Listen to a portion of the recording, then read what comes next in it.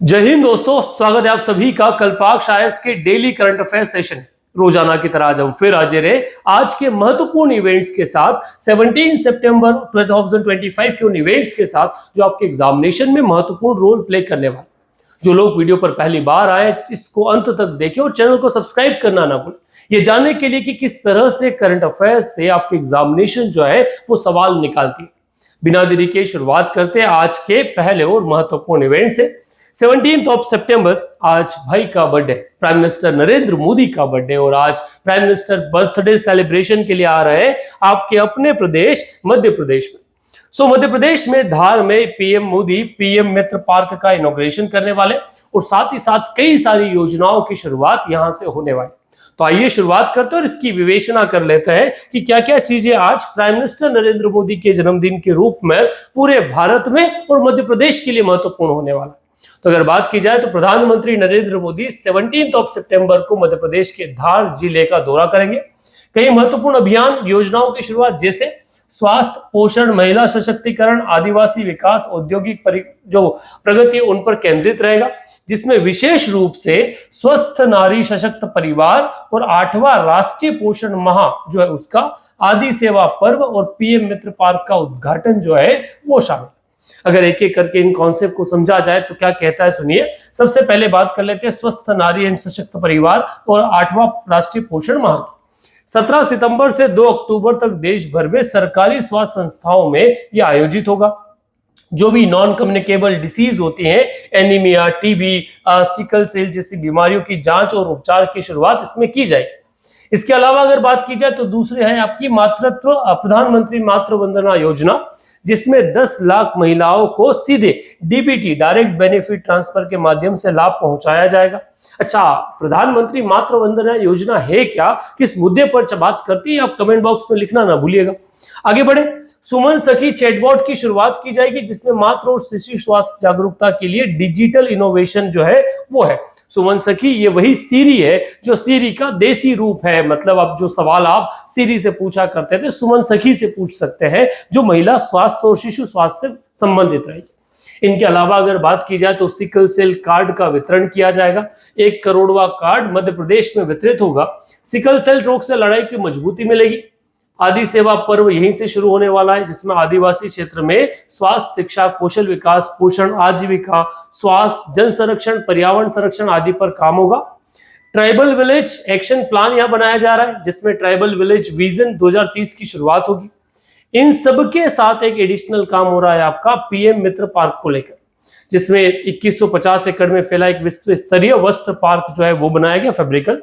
जो fashion factory, जिसमें 5F vision, farm to fiber, fiber to factory, factory to fashion and fashion to foreign, इन सब चीजों को मींस एक्सपोर्ट ओरिएंटेड इसे बनाया जा रहा है। 23,140 करोड़ रुपए का इसमें निवेश का प्रस्ताव है। 3 लाख करोड़ रोजगार सृजन और 3 लाख रोजगार सृजन और किसानों की आय में वृद्धि इसका नाम है। इनके अलावा एक और काम जो हो रहा है वो हो रहा है एक बगिया माँ के नाम। ठीक, यहाँ से महिलाओं को पौधा भेंट कर पर्यावरण संरक्षण और महिला सशक्तिकरण का संदेश दिया जाएगा। 10,000 महिलाएं माँ की बगिया विकसित करेगी, मतलब 10,000 महिलाओं को पौधे करके उनसे पौधे वृक्षारोपण जो कराने चाहिए। अब ये होने वाला है आज 17 सितंबर को, प्रधानमंत्री नरेंद्र मोदी के जन्म दिवस पर। इसके अलावा एक स्वच्छता पखवाड़ा लगभग पूरे भारत में अलग अलग जगह आयोजित किया जाने वाला। अब इन सबसे संबंधित सवाल पूछे जाने की संभावना निश्चित है, हर जगह से पूछे जा सकते हैं, जितना हमने डिस्कस किया है हम। और क्योंकि ऑलरेडी कंटेंट है तो हम इसमें सवालों वाले सेगमेंट में नहीं जाते, परंतु जो पॉइंट हमने कवर किए वो सब उन सवालों के आंसर है जो पूछे जाने की संभावनाएं बनती है।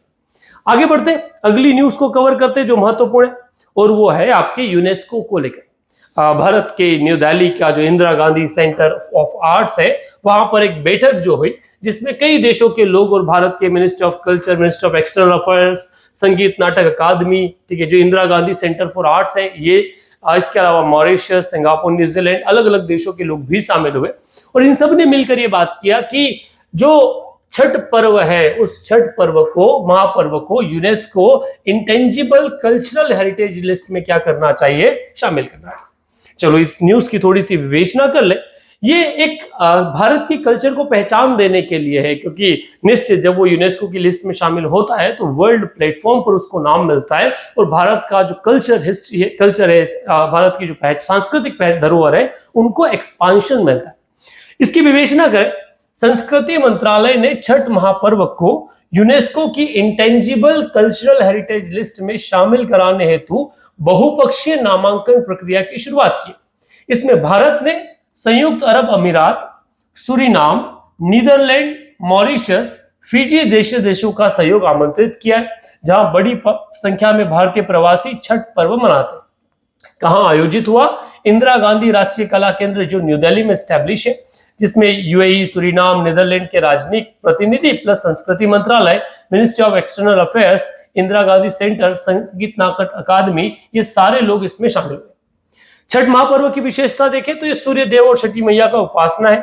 बिहार, झारखंड, यूपी, पूर्वी यूपी, पश्चिम बंगाल, प्रवासी भारतीय वाले देशों में व्यापक रूप से ये प्रचलित है। यूनेस्को के बारे में बात करें तो यूनेस्को की इंटेंजिबल कल्चरल हेरिटेज लिस्ट के लिए नामांकन भरा है और इससे पहले ही भारत के 15 तत्व जो है इस लिस्ट में सूचीबद्ध है। अब यहां से सवाल पूछे जाने की संभावना है बहुत सारी। छठ महापर्व मुख्यतः किस देवी देवताओं से पूजा से संबंधित है? इसको यूनेस्को नामांकन हेतु भारत ने किन देशों का सहयोग मांगा है? यूनेस्को की इंटेंजिबल कल्चरल लिस्ट किस कन्वेंशन के अंदर आती है और अंतर्गत आती है, और भारत के कितने तत्व पहले से यूनेस्को की आईसीएच सूची में सम्मिलित है? ये वो न्यूज जहां से सवाल पूछे जाने की संभावना है, और क्योंकि वर्तमान में यूनेस्को में भी भारत का जो पोजीशन है वो बड़ा है, इसलिए भी ये चीज भारत के लिए महत्वपूर्ण है।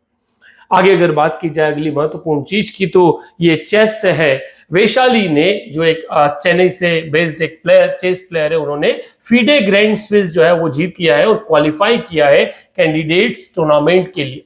सो यहां से संबंधित कुछ चीजें इस टूर्नामेंट से संबंधित आप लोगों के लिए जिसमें इंक्लूडेड है, समझिए। आर वैशाली ने एक बार फिर फीडे ग्रैंड स्विस महिला वर्ग का खिताब जीता। 24 वर्षीय चेन्नई की ये खिलाड़ी है, भारत को रिप्रेजेंट करती है। 2023 में भी इसको वो जीत चुकी है और 2025 में जो उज्बेकिस्तान समरकंद में आयोजित हुआ वहां फिर इन्होंने जीत जो है वो दर्ज की। ये समरकंद उज्बेकिस्तान में कैंपेन को शुरुआत में इसका आयोजन हुआ है। अगर रिजल्ट की बात करें तो भारत के अनीश गिरी ने इसमें एक फर्स्ट पोजीशन मेल वर्ग में आयोजित की ओपन कैटेगरी में, और दूसरी पोजीशन पे मैथियस ब्लूमबैम जो है वो रहे। महिला वर्ग में वैशाली जो रमेश बाबू है उन्होंने इस मैच को जीता है, और सेकेंड पोजीशन पे जो है कैटरियाना लेग्नो और बिब्लासा रहे हैं।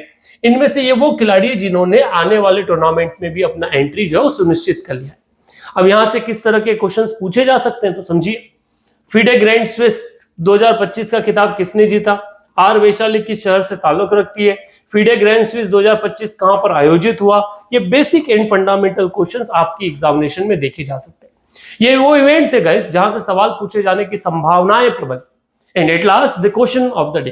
क्वेश्चन है आप लोगों के लिए, who among the following is the renowned sand artist from India awarded with the Padma Shri? निम्नलिखित में से कौन से प्रसिद्ध भारतीय रेत कलाकार जिन्हें पद्मश्री से सम्मानित किया गया है? MF Hussain, Sudarshan Patnaik, Amrita Shergil and Jatin Das. Correct option आपका कमेंट बॉक्स में लिखे। सेशन के साथ लगातार बनिए। That's it for today. Thank you very much. Stay tune with कल्पाक्ष।